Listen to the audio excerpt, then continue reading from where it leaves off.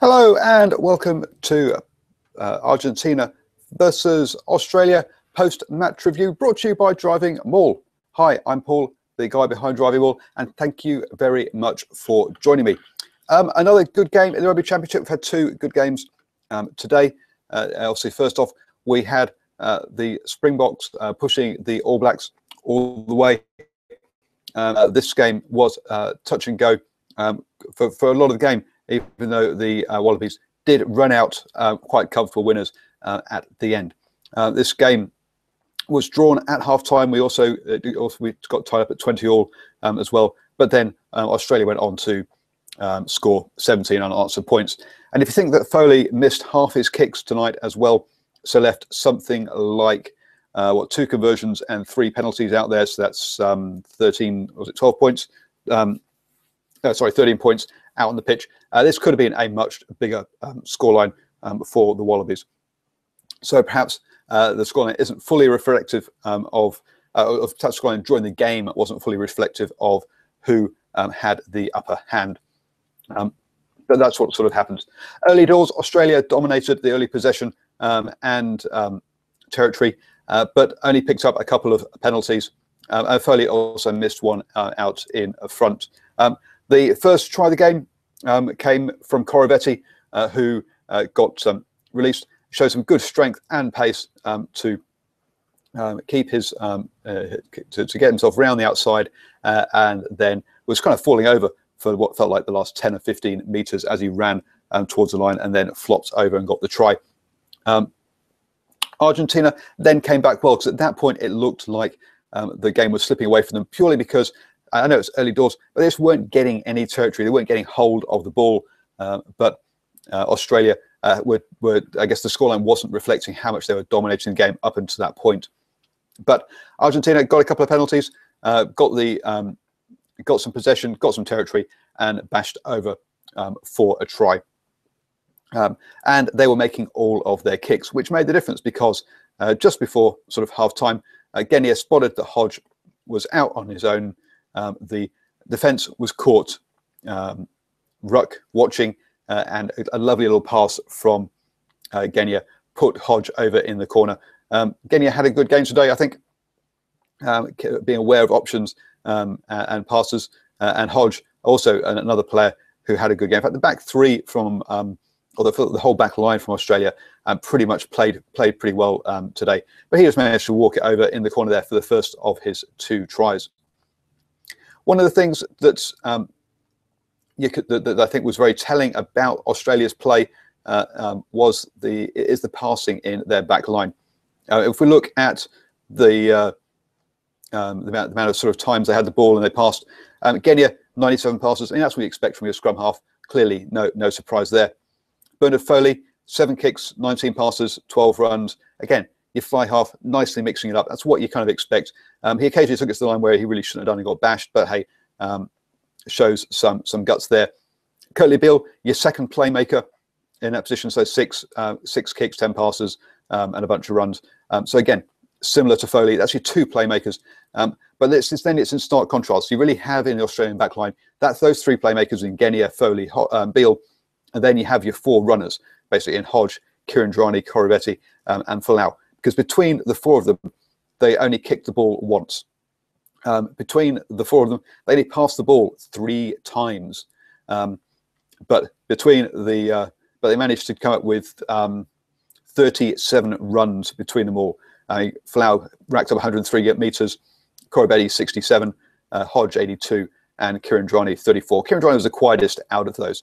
But what you can really see is you have 3 playmakers and then 3 guys who run off them. So that makes, as a defender, if you've got a player outside you and one of those guys has got the ball, you know you can come in and make the tackle.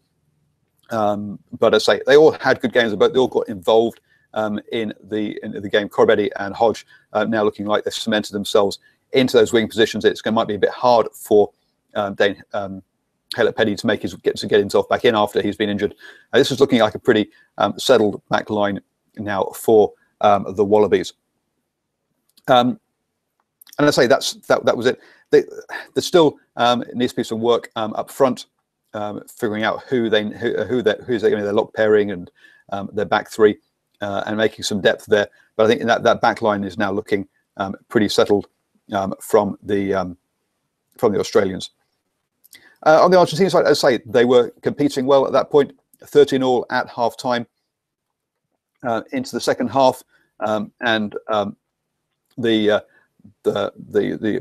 Argentinians managed to get some phase play and bash over, and then a wonderful step. No, sorry, I got this mixed up here. Sorry, Australia managed to get some phase play and bash over, and a wonderful step from Foley put the Wallabies about 10 points ahead. But again, Foley's kicking meant that the Pumas could come back. Iglesias did a lovely dummy and went over untouched for his try. So even though at that point it was 20-all, the number of tries was Argentina only scored 2 tries, whereas the Australians had to rack up 3 or 4 by that stage to keep things even, which shows you that kick, whilst kicking hasn't lost this game, it could very well have come back to have hurt them. Foley played well outside of his place kicking, but just to say his place kicking wasn't really there. One of the good things we were seeing from Argentina up to this point was that actually their discipline was holding up well, but unfortunately that kind of fell apart towards the end of the game. And at the end of the game, they got 14 penalties to Australia's 9. Now, when you're giving up, and you only got sort of 30% of possession, that sort of thing can happen. And Argentina really struggled to get hold of the ball in that second half, especially.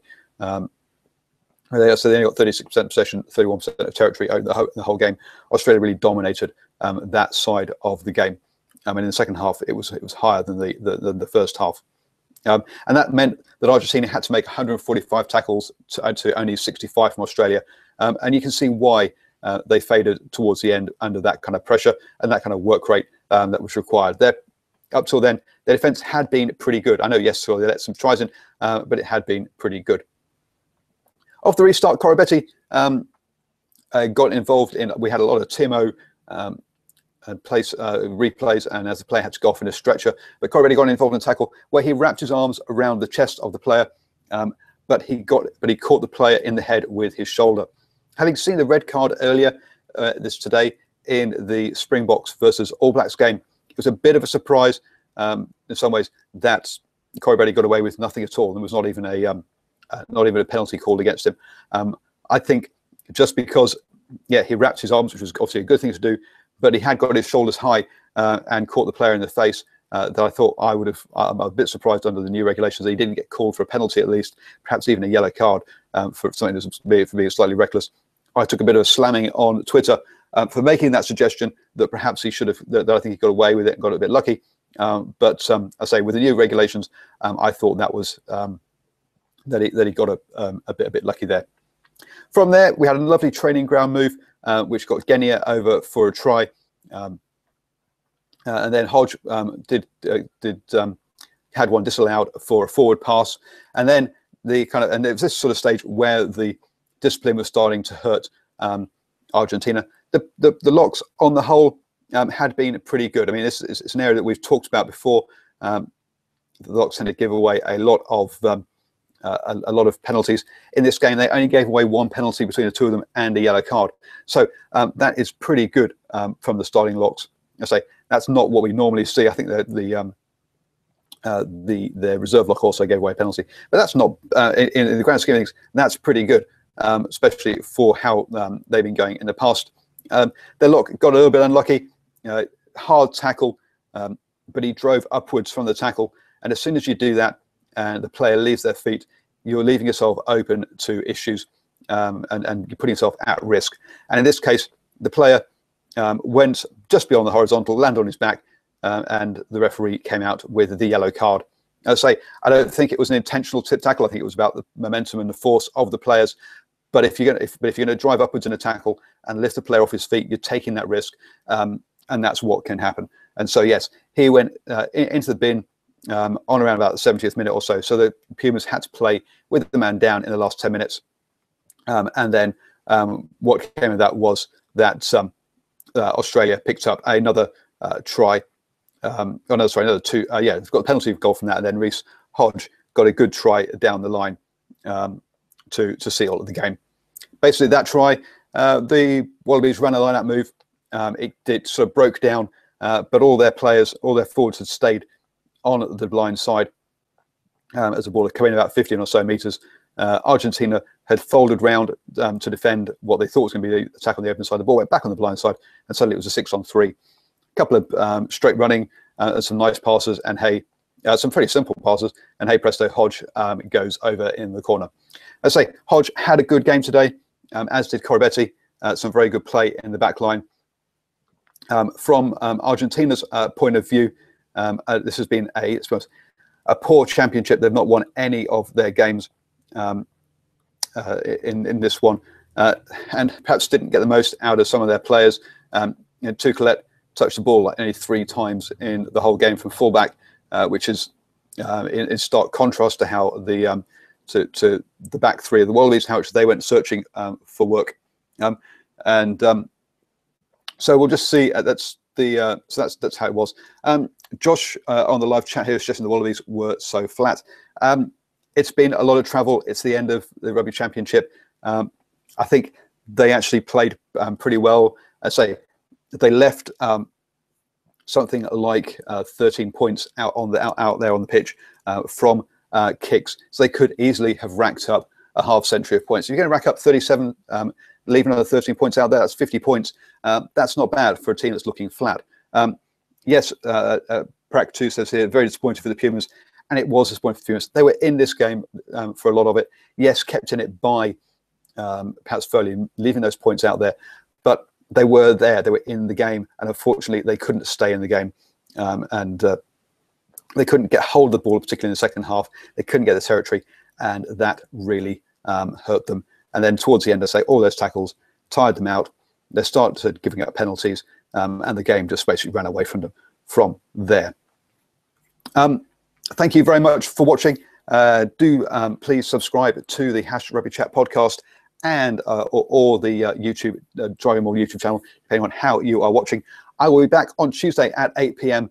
With the #Rugby Chat, where we will talk about how each of the teams have done in this championship, grade them, give them a grade, and how we think they went. We will also talk about things to talk about some innovations in rugby as well. So that's it from me. Thank you very much. I am now going to jump in the car and head down to Hamilton for Waikato versus Northland. Oh dear, Prac2 says best player for both sides. I think it has to go to those. I think I was very impressed by how Hodge and Corabetti stood up today from Australia. For me, I thought they got themselves well involved, and we saw a lot of good play from them. Amongst on the defensive side of things, I think Rhoda actually stood up, as did Dempsey. Both they managed to get through and some good work tackling, but I'm not sure I saw that much of them, particularly Rhoda going forwards as such. So, I would, yeah, especially Rhoda. I mean, Dempsey got himself used about a bit, so that's how I would do it on the Wallabies side. Over for Argentina, I mean, Sanchez had a mixed game. There were times where we saw him going well, and then some options that I thought he took which weren't so great. Landajo managed to keep his kicking down, which was good, because he can get carried away with that. So it's good to back up after what I thought he had a pretty good game a couple of weeks ago now from memory. So both on those side.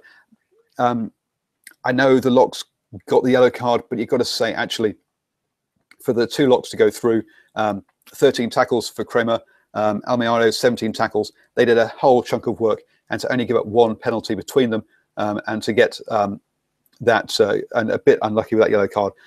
I think actually those guys did very well for me, after taking so much criticism from a lot of us in the past.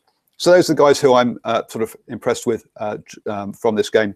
Thank you much for joining me again. Please do share this with your friends. I've got to jump in the car now and head down to Hamilton.